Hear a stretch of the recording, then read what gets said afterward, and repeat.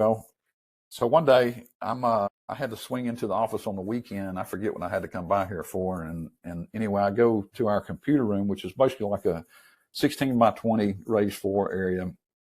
And we have probably, 5 or 6 racks in there, that have basically our whole enterprise of servers is there. And one of the racks was, we just have the IBMI stuff in. And I walk by the window. We have a window, like a fishbowl, where you can look in there without going actually in the room because it's, temperature controlled.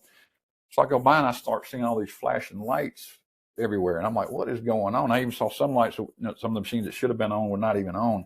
So I opened the door and it's like 150 degrees in there.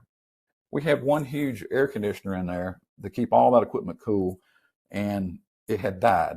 And I don't know exactly how long it'd been, but it didn't take long for the temperature to come up, and I could barely walk in the room and breathe. I mean, it was crazy. But what I did notice when I walked in there, because me being an IBMer, I looked at my box. I'm like, well, this thing's still running, and this is pretty amazing. I think it may have been in a degraded state, like it may have been starting to shut some stuff down, but it hadn't. Like I looked over at one of our bricks on one of our sandboxes, and it was cooked. It was done.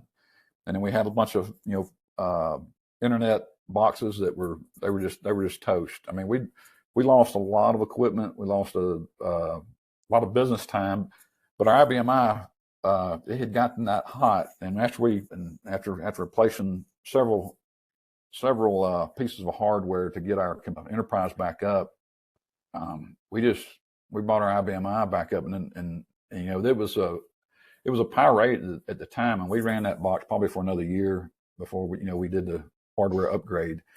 And I think that's testament just how resilient and tough it is.